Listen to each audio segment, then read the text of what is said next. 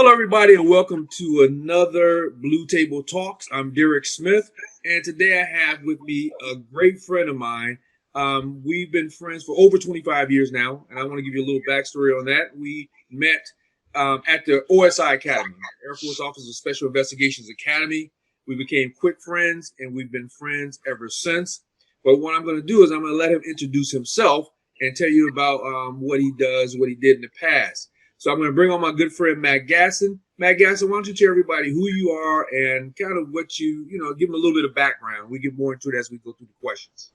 Well, thank you, Derek. Always good to speak with old friends and old acquaintances. So again, like he said, my name is Mack Gadsden. We met in the United States Air Force, where I became an OSI agent. I have over 25 plus years in the industry of investigations. I used to own a private investigator firm and also did some corporate security or executive protection work for some of your larger known companies at Anheuser-Busch, Wachovia Bank. And so I've been in this field for a few years, and hopefully something I'm going to be able to say today or to share with you today will help you and your future endeavors within the industry. That's great. And, I had another a former OSI agent on, and we didn't do this. Can you give everybody watch NCIS probably at least once? Everybody has heard of Army CID, but a lot of people haven't heard of OSI. So can you give a brief overview of what we did in OSI? Well, the quickest and easiest way to do that is basically say we're the FBI of the Air Force. We do all types of criminal investigations that are a little above what a local police department would do. These are federal investigations regarding people that work on Air Force Base or military members who are off the Air Force Base, whether it's sexual assault investigation, whether it's robbery that happens on an Air Force Base, whether it's theft of government property, drug use. It runs the gamut of all of the things that we would do as the investigative agency for the Air Force. So if any of you are old enough to remember the $6 million man, that was OSI, the fictitious agency, but we're a real agency in real life. So yes, at our academy, we used to have a 6-foot stand-up of the guy from what was it? The guy from was it Steve Austin? Not Steve Austin. Steve Austin. Yep. Yeah. Steve Austin. One thing I want to say about OSI, I was also Army CID. And our Army CID, we could only do the criminal investigation side of the house. We could not do intelligence. In OSI, we did investigations and intelligence. Absolutely. So we covered the gamut. We did everything. So we got a lot of it. Me and him, we got a lot of experience in OSI, that has led to our success throughout our career in this job. So what can you say about what you're currently working on? Well, interested in? It's one of those things where I'm going to kind of pique your interest. I'm coming up with a business idea that I'm working on now that's actually due to COVID. It's actually enhanced or sped me up in getting the development going on. So it's one of those things where I kind of pique your interest that it's coming along. It's investigative in nature. It's something that's not currently being done anywhere right now. So I won't talk about it too much. But it's one of those things where I'll say it's going to be coming soon, and it's something that you will take interest in. So all I can say is wait for it. It's coming soon. All right, and that's good. We don't want to give away great business ideas, but we'll say this: COVID-19. I'll say this: I've been talking to Mack for a while, and he had this idea, but COVID-19 drove it home and showed where we really have a dire need for the service that he's going to be providing soon. So absolutely to hear that. So how long were you a private investigator, and where were you conducting private investigation? Where were you licensed? Well, I was licensed in North Carolina, but I was able to travel to other states and conduct investigations throughout the Southeast and in a couple of the northern states as well. So my license was in North Carolina, but I was able to go and travel to other places, especially with the executive protection work. Okay, so you had the reciprocity. Yes. And I know somewhat I remember when you ran the business and all that, but can you tell us, did you focus on any particular areas? Tell us about your journey as a PI. Was it a particular area? How did you get started? I know the backstory, but how did you get started? What did you have a specialty? And walk us kind of through your journey? Well, for me, actually, the transition in the private investigations was pretty good. pretty easy because I had the investigative background that I talked about earlier with OSI. And so that is a good, strong foundation, being a good, strong investigator and being a people person. Two keys that you must have if you plan to be successful in this field. And so I had the opportunity to meet and talk with a gentleman who was already in the business, already established. And I went to him and got hired through him to do work at his agency. And that blossomed, obviously, because of my experience. He was also prior military, and he liked the idea that I had a foundational investigative background in OSI. And so I was able to then, in meeting clients and meeting attorneys, being very successful at the investigations, whether it was corporate thefts that were being looked at, whether it was marital, spousal investigations that were being done, whether it was surveillance, whether it was executive protection. Having a well-rounded background and experience helped me very much. And so I made a lot of contacts, and that's where the people communication parts came in for me. I was then able to open my own agency with the assistance of the individual who I had worked for. So I can't express how much that, instead of me coming in and just taking from him or just him hiring me and then doing my own thing, he helped me. He wanted me to have my own business. And so those relationships and that you establish will help you in the long term. So I wasn't a competitive of his. I was actually a spinoff of what he was already doing, bringing my knowledge, and it helped me immensely. You know, I like that idea because we see, you know, in the Maryland area, there's some private investigators, and sometimes we look at each other as competition instead of networking and comrades.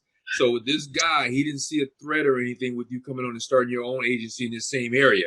He saw it as an asset. I take it. Absolutely, because you're going to need assistance. You're going to need other investigators. And many times when I started out and it was just me before I grew, I had other investigators who worked with me at that company. Now, when you worked with him, was he a large agency, medium size, or just the two of you all? Or? Well, no, he already had, and in North Carolina, so you basically, there's a lot of contractors that are other private investigators. So for him, he had on staff probably 4 investigators. He brought me on as well. And so I was getting a salary, a specific salary amount on top of what other investigative cases I was working that he was billable hours for. So that obviously helped me that I had a salary that I knew I was getting, and I was generating other investigations by how successful I was with the assignments that he was giving me. Again, you're going to get more billable hours in the private investigative field with somebody when you're successful, whether it's surveillance, whether it's investigation and interviewing skills, all of those things. Obviously, the foundation I had from being in the Air Force and OSI, it only made me more successful. Now, how long did you actually work with the individual before you decided to go out on your own?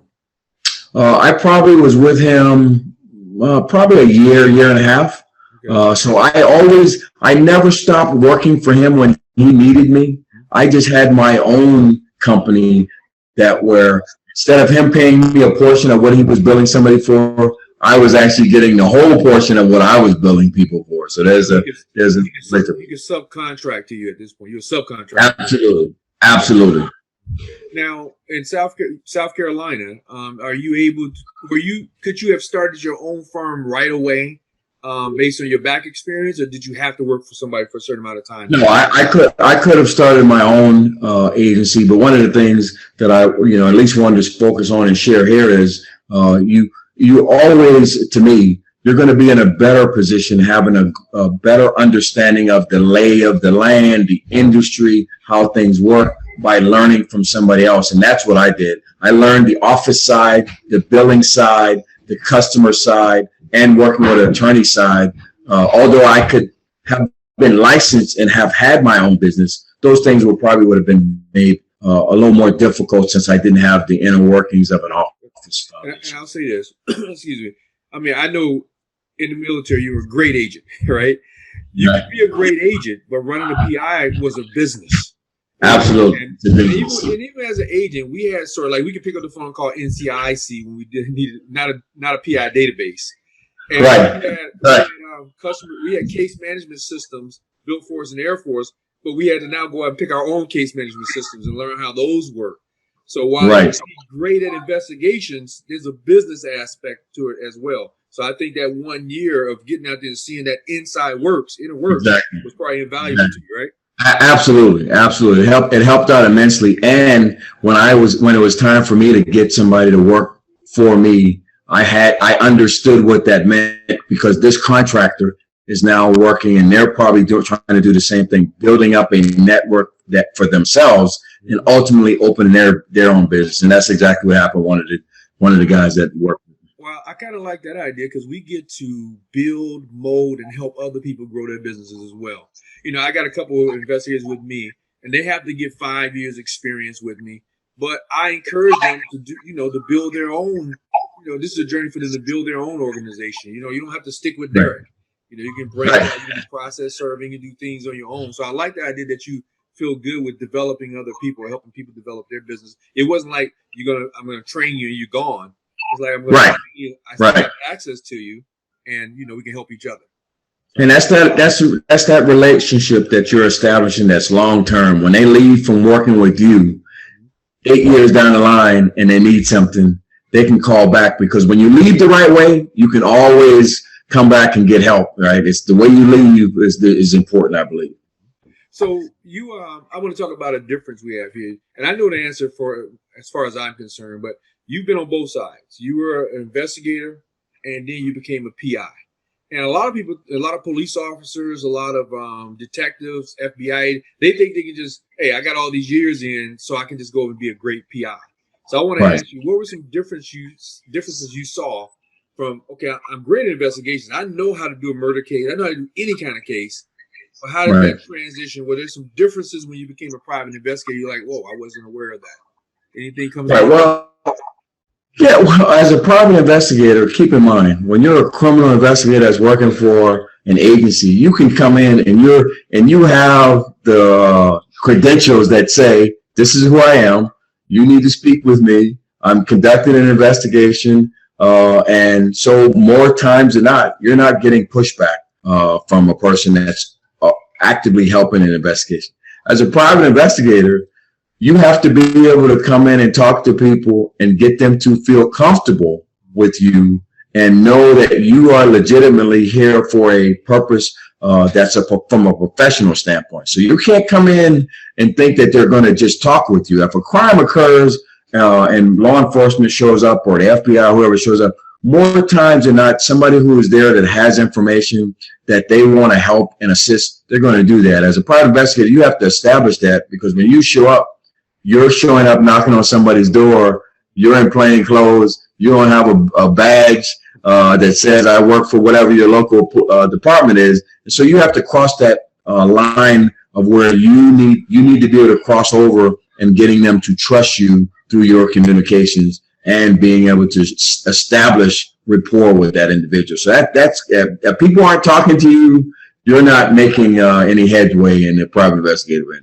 Well, that's excellent point. All of us as agents would talk rapport building, communication skills, but because we have the authority, sometimes we go in and look, you got to talk to us. You have no choice. Or, exactly. Or we going in, look, we're here. You're going to sit down. You're going to talk to us. You can't leave. Right. So I think that's a different mindset we have to have. Like you said, we have to do a little bit more rapport building and all that. It's a different mindset going from being, hey, I'm Mr. Federal Agent, I'm Mr. Military Agent, versus I'm a PI and I really need your help.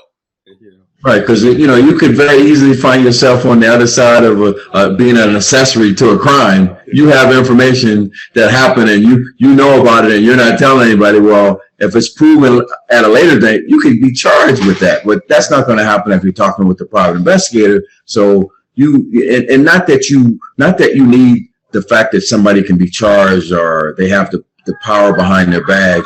You want them to trust you. And the only way that they're going to trust you is if you're able to communicate with them and establish some rapport with them. Mm-hmm. And then once that happens, like in any field, you're going to be light years ahead of the other person that's not going to get the job done. Mm-hmm. So I want to move to training just a little bit. Down in South Carolina, if you're not law enforcement background like us, what is the training requirement to become a PI down in South Carolina? And again, North Carolina was where I was at. North Carolina. North Carolina. And so you had to have, if you had law enforcement experience, then at the time that I was doing it, it still helped you, but you still had to have some umbrella of a licensed private investigator that you were working under. Now, again, this helped me where I talked earlier about working with somebody. So this is another advantage that I had, to have somebody else that was overseeing my process and my investing. I think it was 12 months at the time that you had to do that. Okay. And so you have to be working with some licensed investigator for a period of time here, even in North Carolina. And when you have the reciprocity of other states, then you can. And again, that's always something that's changing. That's why you always need to know what are the other states that are going to recognize the training that you have in your current state, because it could change. It could be very different. Well, not only that, I tell people, like, I have a course, and people always ask me if my course is going to be accepted in their state. And I tell them it's difficult to have a course that's going to be accepted in all 52 states. Awesome. You have to check with your state and see what they do. But what I was asking, as an example, in Virginia, they have to go through a 40-hour course. In Maryland, there's no course required, but you got to work for a PI.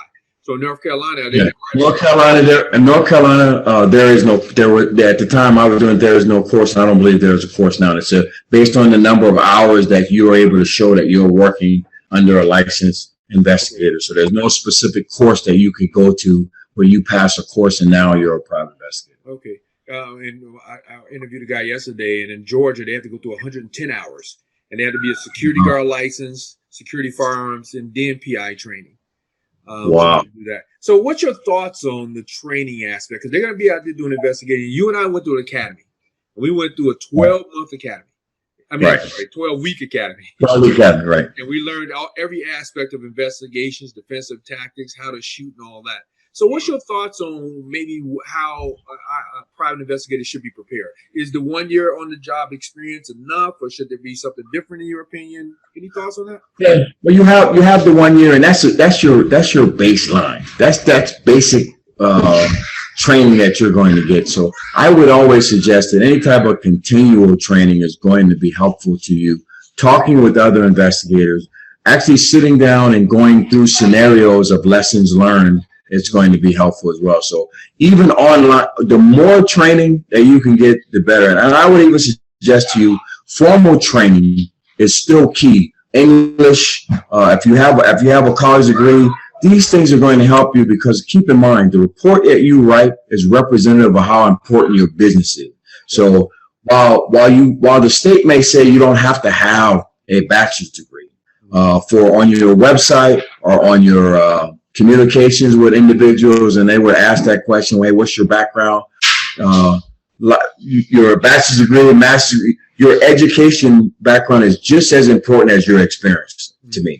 You need to have either courses or education, formal education that will help you produce quality reports. You know, it's funny you say that, because I learned something from you a long time ago. You said it before, you probably don't remember, but I repeat it all the time. You said something about the reports that you write. I mean, there's nothing, I don't care how good and great your investigation looks, all your techniques and equipment, it means nothing if you don't write a good report. Is that right? Absolutely. And this is why you're going to spend countless hours out there on this investigation. All right. And you're going to probably spend, a third, maybe a fourth of that same amount of time to get a report done. Right. The report doesn't, the person that's being billed knows how many hours they paid you for, but that report does not go through every day of every moment of all the work that you put in. But guess what? What they're looking at is this a quality investigator? They're reading a report that they paid for, and there's grammatical errors. Yes. Yeah. The investigation is disjointed. They paid you a retainer. They've given you a retainer for you to conduct this investigation. And the last thing you want, you're not always going to get the answers that the client is paying for, but you're always going to have to give them a product at the end of the work. And you want that product to be representative of everything that you've done. You want it to be professional. You want it to be thorough. And so even when they read it, they're going to be able to follow that trail and understand why you weren't able to be successful, because you can't be successful every single time, but that report can surely show how important your work is and how you document. You know, I'm so happy you say that, because I mean, people need to understand how important that really is. Because let me tell you, if somebody paying you $100 an hour, $200 an hour, whatever it is, right? You better give them a product that looks like you're worth $100, $200 an hour. And I've seen some horrible reports out here, man, you know, from folks that, and I would never give the client. You know, that was unacceptable to us as agents. Absolutely. Absolutely. Never give it a client. I know that when you open your firm, you kind of adapted our OSI report, some elements. Yes, yes. The format that we had in OSI that I was familiar with, I adapted that very same format into my reports that I conducted for my investigative agency. It looked the same way. It formatted the same way. How I provided the information was the same way. And I actually took the time to hire a person who I work with at one of the banks and doing executive protection work, an administrative assistant who was excellent at these types of grammatical writing. And so I would write it and I would think it was great and I would give it to her and she would make it even better.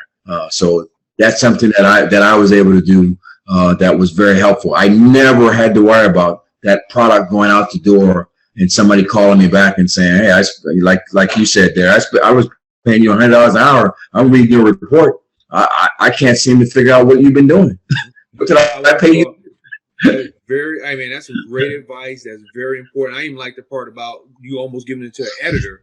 And here's the thing, report make sure your prices take these things into account, because that report writing part wasn't billable. You know, I mean, that's not that they expect that. The editor part that he had, that second editor, he had to pay that person. I'm sure that's not billable. So make sure that your price reflects those things. So absolutely. Hey, can you help a brother out? You still got a copy of that report? I'm like, but I want to move into another realm. I know that you also moved into executive protection with Fortune 500 company, at least one Fortune 500, if I remember. Yes. And you know, I remember this stuff from 20-some years ago, but I mean, whatever, how many years ago it was. But talk about the executive protection portion, because we have audience of PI, security, and executive protection people. So tell us about that part. Okay, so again, through connections that I had, I was able to do some work for Anheuser-Busch. I worked a couple of Olympics, 92 Olympics in Atlanta. I worked for them. I worked again in 96. I did I went to Ohio and did some executive protection for them as well when they were selling the company over a portion of that company. Or I think that was Iams Dog Food Company was selling some of their business products, and then we went up there and protected some executives. So the professional part of this is you know, I can't express your professionalism and how you carry yourself is just different. It's so different than when you're just out doing private investigative work. You're working for Fortune 500 company and you are the driver, executive protector for a company executive. And so you have to be able to establish the relationship with that executive, as well as every place, every stop that person goes, whether it's a restaurant, whether it's a mall. I had the opportunity that I felt good about the work that I was providing. An executive that I was working for down at the Olympics in Atlanta flew his family in, and he had a meeting. And basically, sir, you know, if you have the time, I'd like for you to take my wife and my daughter to the mall. He's now not only comfortable enough that I'm his driver, he's comfortable enough to entrust me with shadowing his wife and his daughter at a local mall. And you know, funny thing about that was, you know, I'm there and I'm really taking it extra serious. And the wife said, "Okay, listen, I know my husband has you here, but it's okay if you give us a little more space. You know, you don't have to be no problem, man. We can do that." So absolutely, he wanted me to provide one level of service, and his wife was like, "Well, hey, I don't need you walking right behind me. Give me some space." Absolutely. So you have to be able to adjust to the circumstance there. And so I had a great time with the executive protection work. I want to talk about something because you kind of brought it up a little bit indirectly. Today, with social media and everything, executive protection people think they're the rock stars.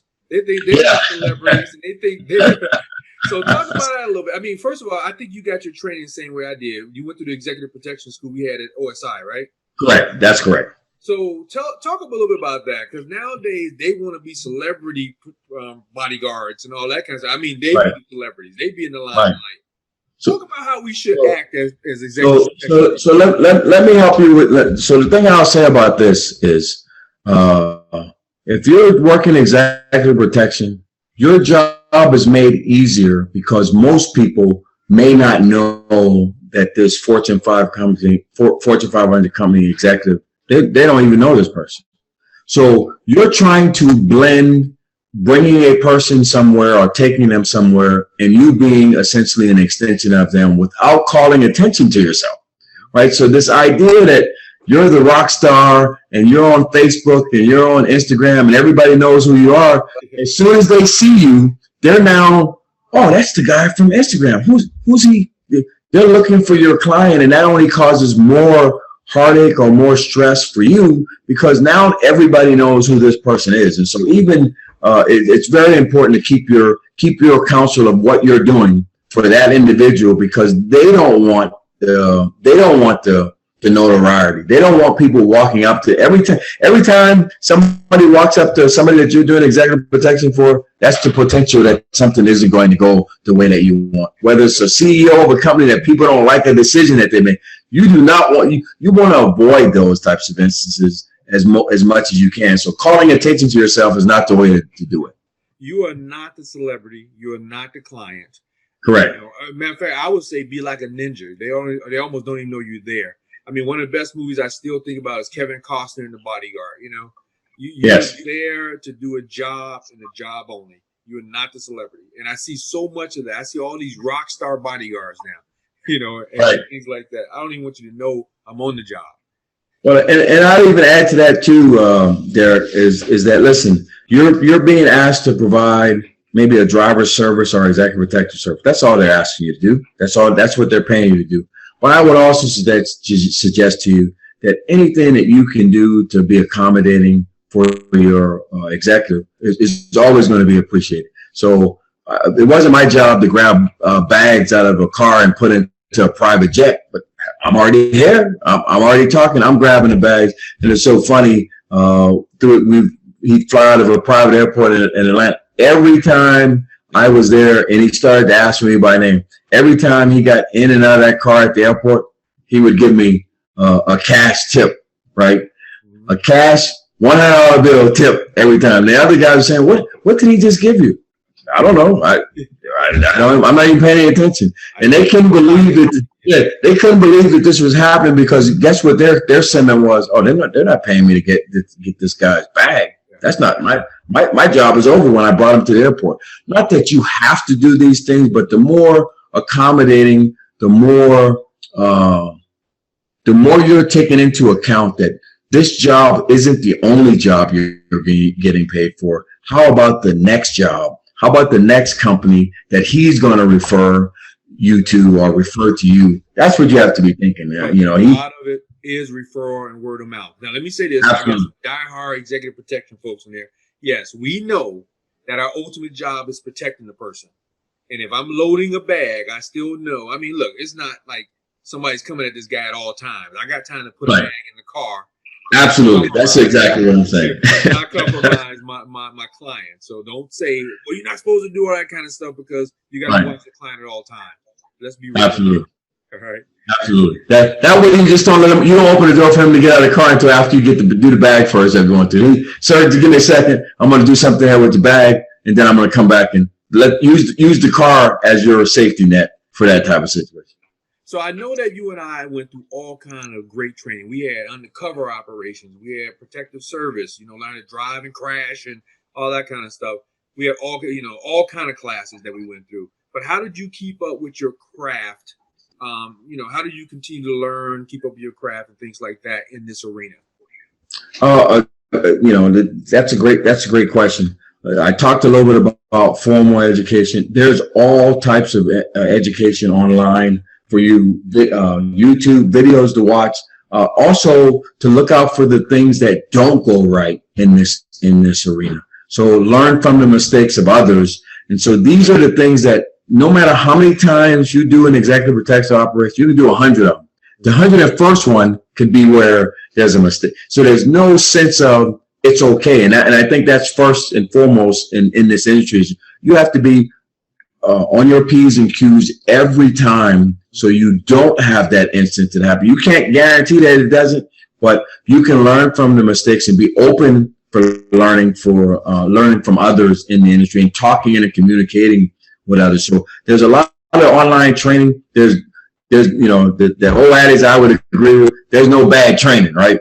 There's something that you can take away from everything that you do or you seek to do in this arena. But the training portion of it, like with your business and the training that you're doing, even those types of classes are going to help you learn something that you can take to the next step, or you can even take it and pull out what it is that you're going to use. Nobody taught me, and I'll give you a quick PI tip here that was never taught to me. There's no class that says, hey, you want to know how you've been hired by a client to follow their spouse and they go to a hotel, and then you see them go into a hotel and you even follow them on the elevator to a room. You got the room number. How do you know? You have to sit there all night to know that they stayed there all night? Because what you're going to do is take you a couple of pieces of Scotch tape and put across the door seam.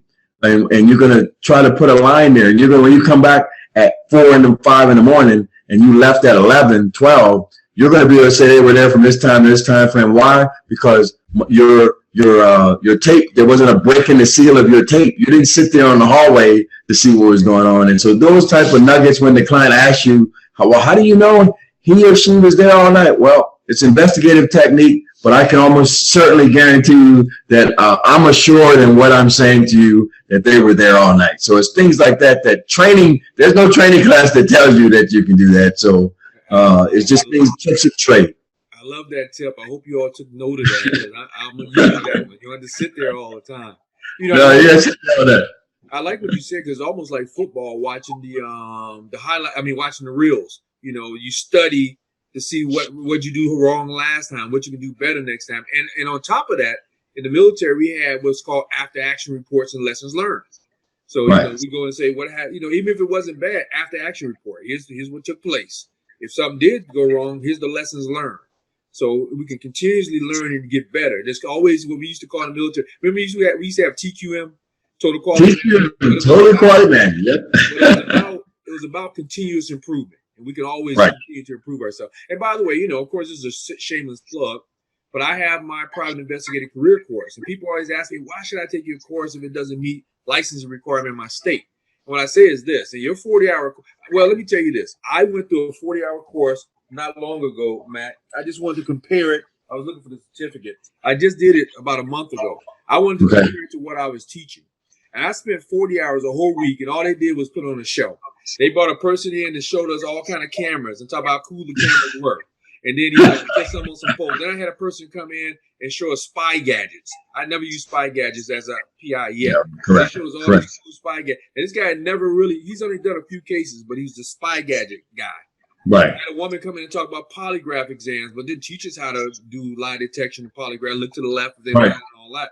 So it was 40 hours of pretty much me just sitting there being entertained. Now, the people in the class loved it because they were civilians coming into this field and like, ooh, cool.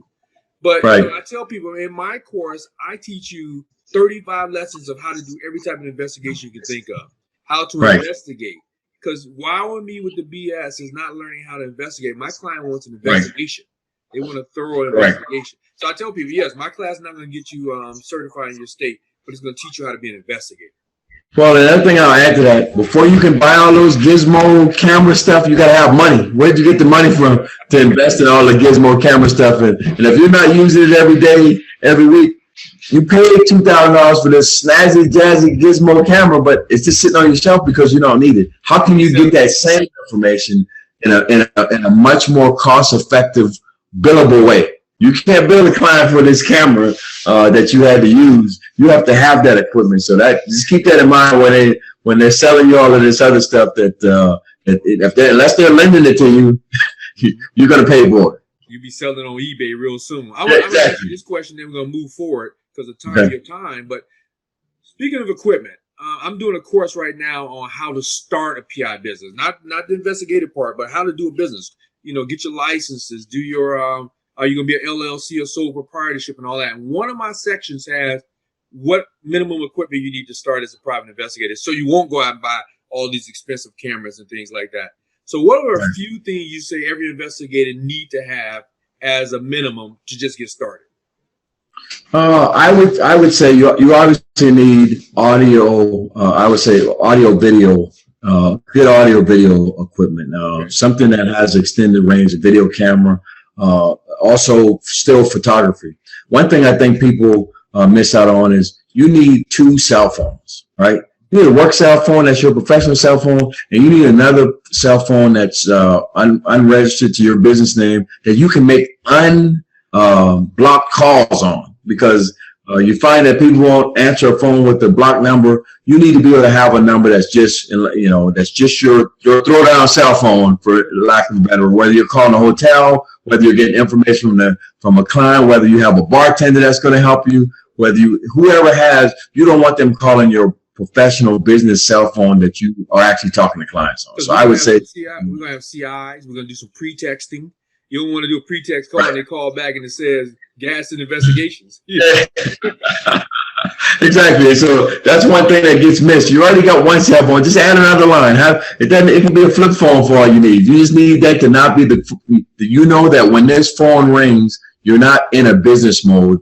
You're in a professional mode where you're conducting investigations. So having that camera, having that extra cell phone, having good audio video equipment, and if nothing else, obviously binoculars, whatever vehicle. Let me just say this again. Thank you. Every vehicle is not a surveillance vehicle. Okay, if you want to know the best surveillance vehicle to have, go and look at the top 10 most sold cars in colors. That's what you want. If it's a Ford Escort, 2004 Escort, that's what you want to get, right? Because anything else that stands out, people remember. But if it blends in, and back in the day, maybe it's a Ford Taurus, or today, maybe it's a Toyota Camry, and then you got tinted windows. You don't need something snazzy jazzy. You just need something to be able to run consistently for when you need it. I'm so glad you said that. Let me tell you, not to be offensive to anybody, but there are a lot of folks in PI security, whatever, they're wannabes. So they go out for a surveillance car and they buy this black police looking car. They might even put a light on the side, dark windows dudes. That's gonna stand out. Let me tell you, that guy over there has something to do with law enforcement. Yep, absolutely. I have a black Toyota Camry. Everywhere I look is a black Toyota Camry. Yep. So yes. I'm use for my surveillance or whatever it may be. So you don't need to buy a police car. Because correct. That's the last thing you need. Police officer. All right, so I got a few more things I want to ask you, and I don't want to take a lot of your time. So what is one common myth about the profession that you would like to debunk about being a PI? That anybody can do it. You watch TV and you think, oh yeah, they just following this car around. It's just anybody can do that. Okay, but what you're not thinking about is the anxiety that you're going to have that somebody is going to see you following them, right? So you have to be comfortable to be able to know that I'm giving them 1 or 2 car lengths time. I'm not right on top of them. You need to be able to think ahead of time. Have some idea of if this person, you follow them on Monday and they look like they're doing the same travel route, you can even lay back even more because you have some idea what the route is. And so this is something that you need to be able to document. And so the thing that I would always suggest to people, or I would suggest to you, is instead of having to write everything down, have a little small recorder, even that other cell phone, that you're recording these things, and you can record it digitally and type it later. Don't try to write and drive and look at it. Do that digitally so it'll make it easier for you. Let the technology work for you. So I think that's one of the biggest things that I would think. And then utilizing other people who are already there to help you.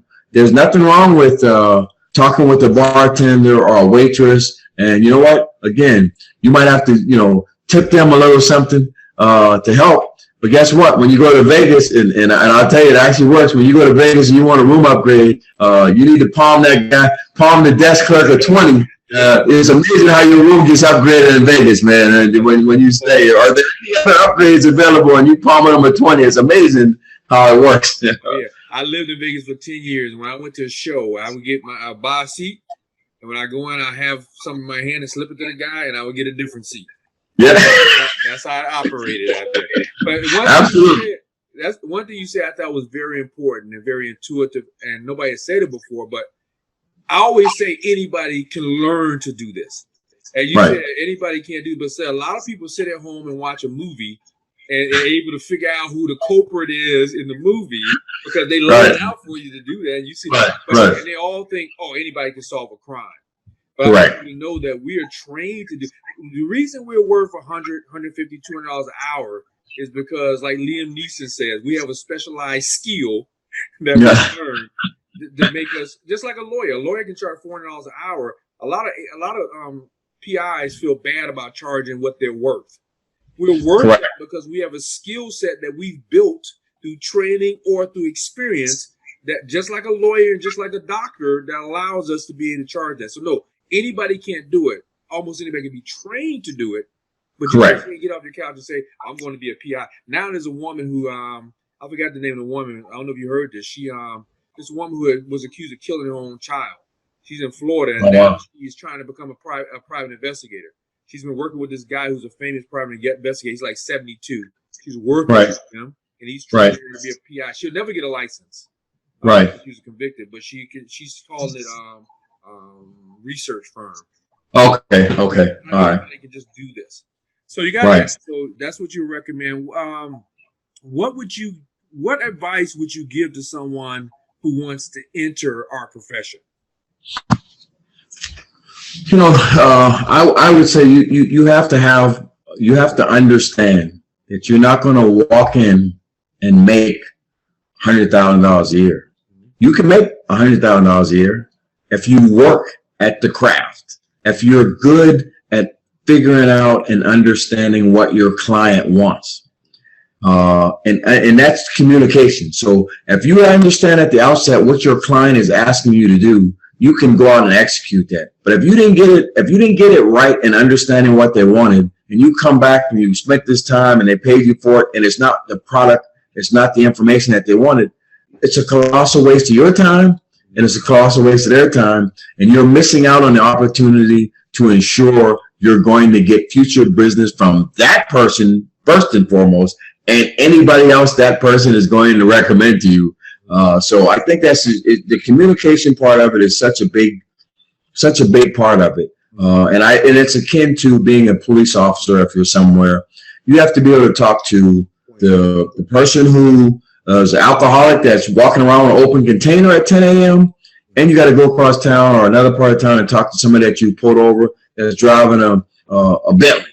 Okay, you got to be able to communicate with a wide range of people. And if you're able to do that, you're going to be successful because you're going to be able to get the message that is being given to you about what the client wants. And that's important. Great point. And by the way, Mack was also a police officer at one time. So yes. That aspect of it as well. Hey man, that's a great point and great advice to new folks coming in. So these pearls of wisdom are great that you're dropping. So I appreciate that. What is one thing that you wish you'd known though when you began your career? First, I got a question first though. All right. Because a couple of my other guys told about how we got into this profession. How did you get into the law enforcement profession, OSI? What was your entryway into this? It's a funny thing that you asked that is I actually had an uncle who was in the Air Force.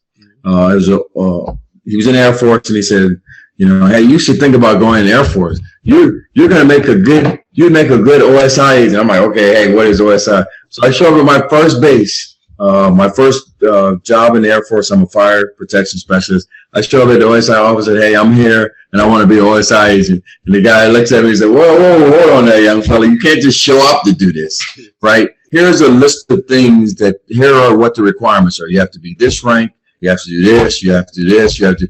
And so for me, everything that guy gave me to do, I am the go-getter that you tell me what I need. I'm going to be able to go and make that happen. So it started with my uncle kind of saying, this is something that you would be interested in, and me learning about it and me saying, you know what, that does sound like something I want to do, that I think I can do. And the process is to actually learn. I had learned what OSI was, and that inspired me to say, oh, my uncle think I would be good at this. I think I'm going to be good at this. And then now I take it over and I make myself and I put myself in the position by meeting the requirements. And when I got into it, it was like, oh, this is great. I love it. I love that. And I want people to know that, look, the old school PI gumshoe that you saw in the movies, all those fallacies about law enforcement, the drunk who got kicked off to the force and all that kind of stuff is a fallacy. We're trained. We're dedicated. We go out and learn, and we research, as he said, this career field before we get into it. I want to ask you something. I almost forgot. Everybody I brought on so far had some type of hand-to-hand combat background. So just to let everybody know, Mack was on the Air Force boxing team. So, he knew what he was doing. And he also tried out for the Olympics, if I remember correctly. He tried out for the Olympics. So he's pretty skilled with his hand. So when it comes to PI work, what's your thoughts on, number one, self-defense training for PIs, and number two, them having to carry firearms? Because most of my new folks, I just got a new one, they want to carry a firearm. They want to be able to carry a firearm, So what's your thoughts on hand-to-hand and firearms? So I would say this, having some type of defensive tactic training is always key. There's a reason why defensive tactics is included in every law enforcement training that you go to become a police officer, federal law enforcement agency, whether you're a security guard. There's always that element. And because you're, as a private investigator, you're going to find yourself in some potentially very confrontational situations. And the people who, the husband that you messed up on, and he realized he's being followed, and he pulls around on you or pulls up at your car, he isn't going to be happy that you follow them all day. And he's going to want to know who it is that's, who hired you and all that. So you need to be able to, it's more so to protect yourself, but also to be able to get yourself out of a situation, to buy yourself some time to get out. So I think the defensive tactics part of it, when you're running in with somebody, having some knowledge of that will help you once you get into the situation. I had a buddy I interviewed yesterday, and we studied ninjutsu together. And he does process serving, and he's been attacked while doing his process serving. Absolutely. You need some skills. Absolutely. And I would say for the firearms part of that, so let's 10 times what I just told you about for your personal protection, you have to be diligent in the training to using a firearm and carrying a firearm. Because I don't know if you heard of the pastor that had pulled a firearm on a gentleman that was going to rob pastor church, got the firearm taken and was used on him. So that's your fear, right? Not only that you're going to get trained on how to use a firearm, you get to train on how to protect your firearms at all times and how to protect yourself from if somebody were to attack you. The last thing that you want to have happen is you have a firearm on you, you're attacked, you don't have any defensive tactics to use, and your firearm is then stolen or used on you or on somebody else. It just can't get any worse than that as a person. And not only that, Mac, what they don't realize is that, first of all, you're not police, so you don't have any specials, because you're PI, you don't have any special rights with this firearm. And number two, it's a big responsibility carrying that firearm. If you have to use it as a PI, you got to answer just like a private citizen. Absolutely. And especially if you're doing executive protection type stuff as well. You have to, whether it's at home, having the proper safety precautions at home, having a safe at home, making sure it's locked up, not only for your family, but if your house is broken into and you're away, is that firearm in a secure location. More importantly, when you're riding around on surveillance, making sure that you have the proper licensing to be able to carry a concealed weapon. How many times, even agents, how many times have you seen law enforcement agents, they left their gun in the airport bathroom or something? You have to be able to be responsible to carry that firearms at all times and be accountable, not only for the firearm, but also be accountable for every round that comes out of that firearm. Yep. I have the ability to carry every day, but it's such a burden I don't carry every day, because I got to be conscious of everything I do. Only two more questions left for you. Okay. All right. This was going to change it around a little bit. What is your biggest failure, and what did you learn from it as far as PI work and things? Biggest failure. OSI, whatever. What biggest failure in the job, and what was the lesson learned or challenge? I would say the greatest, probably the challenge. Listen, we all, for me, the challenge was I think I was very successful, but you always have to go back to step one for the investigation. You can't assume anything or skip any steps. I can remember one investigation that I did. I just knew the direction I was going was absolutely correct. Everything said that. But one of the steps that I didn't follow, which I normally do, is to kind of learn and have a good understanding of what all of the investigative evidence is and how it could potentially be applied in a circumstance. So I'm able to, you need to be able to think like a law enforcement person that you're not, and piece these things together and not assume one thing means something until you can prove it. Unless you're able to prove it, it's just a myth, it's a dream. And I think on one investigation I had, I kind of let myself get ahead of myself, not realizing something that I already had, and it ended up costing me hours of time that I just missed something because I assumed I knew exactly where this was heading, and I assumed wrong. And so it cost me time, vital time, for an investigation that I was doing. And then you ultimately have to let the client know, well, why is it? I thought you told me it was going to be. Yeah, let me explain what happened. And then here's what I did. Here's the step that I missed. And I needed to go back and redo this again. And so you just have to, fall on the sword, so to speak, and make sure that you're not trying to make something up at this point. I'm going to make it worse by trying to make something up about it. You own it, you live it, you own it, and then you're able to move forward from it. So I think that's what it is. Don't get ahead of yourself. Don't assume that you know. Two great things you said. I like you said, own it. I am not, even at my job, whatever. I am not one. I have no problem with saying I made a mistake. This is what happened, and I'm going to fix it. I have no. And you need to own it. Here's another thing I always try to stress to people. I learned this from OSI, and it's been great for me everywhere I've worked. It was the best education I ever had, and you mentioned it. You have to understand the elements of proof. We were talking about the elements of proof, Mac, and the thing is this. What is needed to prove this case, to prove the investigation? If I go out and do a great investigation and I don't hit the 5 elements of proof the prosecutor needs, it's no good for them.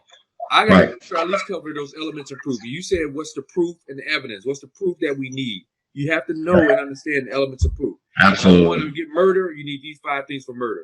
If it's going to be something less than murder, you need these things for less than murder. If it's burglary, this is what burglary means. This is what I need to prove burglary. Even if I'm trying to get somebody off, elements of proof are important. Absolutely.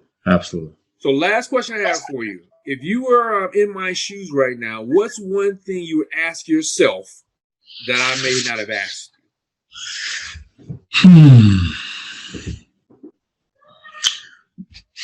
Okay. PI, starting out, do you have a network of investigators or lined up to assist you or to ask questions of? Do you have people? Who do you have, and what does that network already look like? If you don't have that network, you're not getting started on the right foot. You need some people, and that could mean you working with somebody. You ask. The old thing about the old adage of having somebody that's an intern, right? Hey, Derek, listen, I attended your course. I'd like to help you in any way possible. Can I volunteer 6 hours a week of my time to work with you? First of all, you're going to be floored because the person is, what? You volunteering to come help me? Absolutely, because guess what? I'm going to learn from being around you. I'm going to learn from talking with you. So that would be the thing that I would say. If you don't have that network already built up and already established, you're going to need that, right? So why not start off with it and start letting people know and asking this of them before you even get started and getting some advice. And man, let me tell you, I can attest to that because me, being a former federal agent and all that stuff, I started my firm. I didn't know one PI in this area. I thought, I don't need to. I'm a federal agent. I know what I'm doing.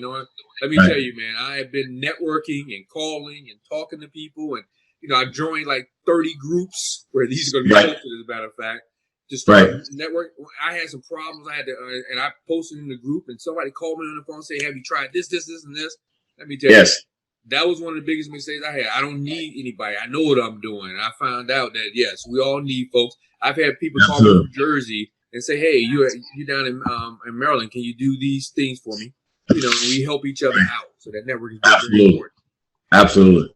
So let me tell you, my brother. And let me say this. I have to say this.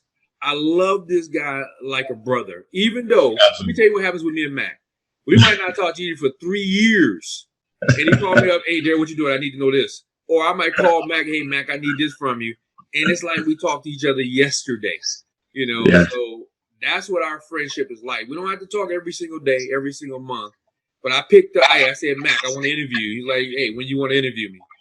That's how we work. We're brother. I consider this guy like a brother to me. I love him. Absolutely. I love him. We say it all the time. "Hey, man, I love you, man." Hey, just like you come out in San Francisco and us catching up for lunch, man, in San Francisco when you came out to speak at one time. And I'm like, "Dude, I'm coming. We're going to go to lunch. I'm going to pick you up." And sure enough, just catching up on that, man. It's all the way in San Francisco, California. Yep. So I appreciate you. I appreciate the advice and the pearls of wisdom you've given everybody. I think there's a lot to learn in what you said. So hopefully everybody take a look at this and study it and see. And hey man, I couldn't thank you more, and I really appreciate it. Right? Well, thank you. Well, hey, listen, thank you for having me, and hopefully there's something that was able to help somebody else. And we'll get the chance to talk even more about that venture that I'm working on as well. And hopefully I'll be able to come back one day and talk and show the tape where, hey, he was mentioning this years ago, and now look where he started and look where it's at. So. And hopefully I'll be right there with you. Absolutely. Thank you, brother. All right. Well, that's it for this video, folks. If you want to learn more about private investigation or become a private investigator, check out my Private Investigator career course at privateinvestigationsacademy.com. It is jam-packed with 35 lessons on everything you need to possibly know to be a private investigator. And by the way, when you get my course, you also get a free vacation to one of 51 available locations, and I have a 3-payment plan available. So again, check out my PI career course at privateinvestigationsacademy.com. I'll see you on the next video.